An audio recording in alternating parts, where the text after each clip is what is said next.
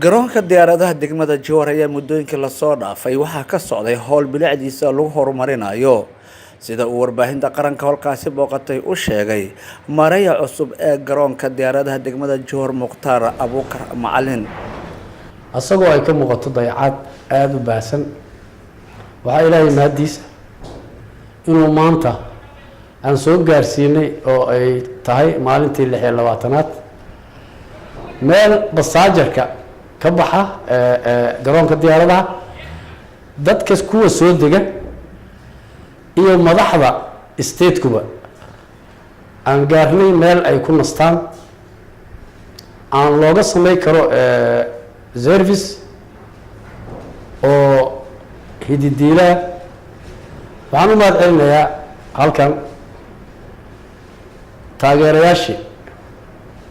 aad igu hambaliyey waxaan ugu abaal gudayaa in aan shay ay wada leeyihiin ayagu oo aan garwaaqsaday inay shayga ay wada yeelan karaan uu yahay horumar aan ka sameeyaa garoonka waxaan aad iyo aad marka koowaad iyo mar labaad aan u mahadcelinayaa madaxda Hirshabeelle oo aan filayno inay ka qayb qaadan doonaan nagana caawin doonaan kaalmaha garoonka iyo waxqabadka mareeyaha oo dalkaasi wata ayaa si weyn uga hadlay marxaladihii kala duwan oo garoonka uu soo maray telefishinka qaranka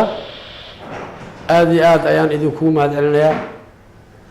booqashada aad soo booqateen garoonka diyaaradaha Jowhar Airport waxaan rabaa inaan idin sheego garoonka diyaaradaha Jowhar Airport waxaa aasaasay mashruuc la dhihi jiray Goshay Gindiga 8 wuxuu ahaa wax aad u yar oo kiiloomitir iyo bar ka yar waxa hagaajiyay oo juhdi ku bixiyay ilaahay ha u naxariisto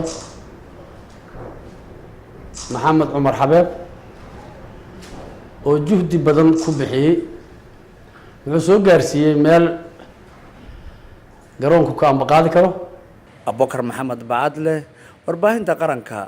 caasimada dowlad goboleedka Hirshabeelle magaalada Jowhar.